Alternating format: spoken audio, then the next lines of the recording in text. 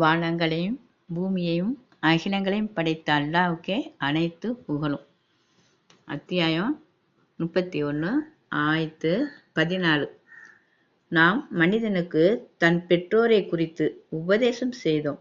அவனுடைய தாய் பலகீனத்துக்கு மேல் பலகீனம் கொண்டவளாக அவனை பெற்று இன்னும் அவனுக்கு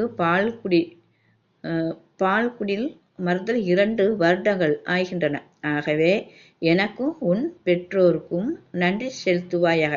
என்னிடமே உங்களுடைய மீளுதல் இருக்கின்றது அப்படிங்கிற இறைவனுடைய வாக்கா இருக்கு. இப்போ இறைவன் என்ன சொல்றான் அப்படின்னா, ஃபர்ஸ்ட் நான், ரெண்டாவது உங்கள் பெற்றோர். அப்போ பெற்றோருக்கு எந்த அளவுக்கு கவனிக்கணுமோ அந்த அளவுக்கு அந்த பெற்றோரை நீங்கள் கவனிங்க. ஏன்னா பலகீனத்துக்கு மேலே பலகீனம், அப்புறம் பலம் கொண்டு தான் அந்த பிள்ளைய பெற்று எடுக்கிறான்.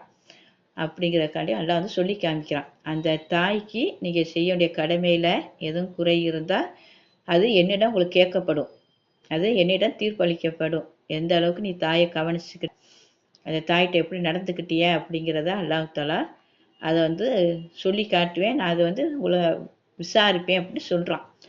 இதுக்கு நீங்கள் பயந்து கொள்ளுங்க அப்படிங்கிறனால தான் இந்த ஒரு ஆயத்தையும் அல்லாஹ் சொல்லி காட்டுறான். நீங்கள் பயந்து கொள்ளுங்க அப்படின்ட்டு.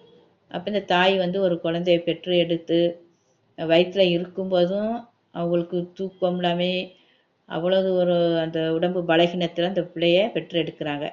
பெற்ற பிறகும் இரவுலாம் முழிச்ச இந்த குழந்தைக்கு அதுக்கு என்ன பண்ணுது எது பண்ணுது அதை கவனித்து அது பால் கொடுத்து அது அவ்வளோ தூக்கத்தையெல்லாம் பிள்ளைக்காக தியாகம் பண்ணித்தான் அந்த குழந்தைய வளர்த்து கொண்டு வராங்க.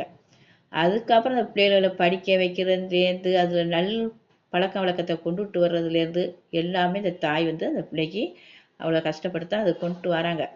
இன்னும் அந்த பிள்ளை ஒரு வயது அடையிற வரையும் தாய் தான் அந்த பிள்ளைய கண்காணிப்போடு இருந்து அந்த பிள்ளைக்கு எல்லா உதவியும் செஞ்சு அந்த பிள்ளை ஒரு நல்ல நிலைக்கு வந்தோடனே அந்த தாய் பார்த்து மகிழ்ச்சி அடைகிறான்.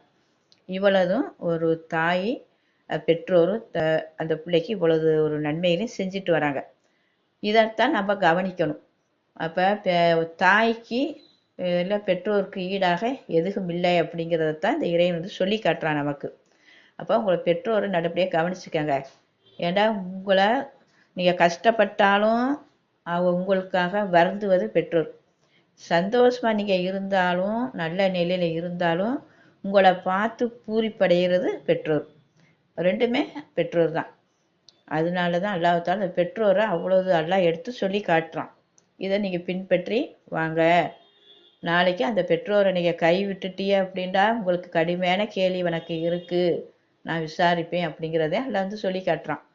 அப்போ ஒவ்வொரு மக்களும் அந்த பெற்றோர் நல்லபடியாக கவனிக்கக்கூடிய பாக்கியத்தை அவங்களுடைய மனதில் உள்ளச்சத்தையும் பயத்தையும் அல்லாஹ் கொடுத்து அந்த பெற்றோரை கவனிக்கக்கூடிய அந்த பொறுமையும் கொடுத்து அவங்களுக்கு பொறுமைங்கிற அருளாக இறக்கி அருளி அவங்களுக்கு அந்த நல்ல பாக்கியத்தை அல்லாஹ் அருள் புரிவானாக. எல்லா புகழும் அல்லாஹ் ஒருவனுக்கே.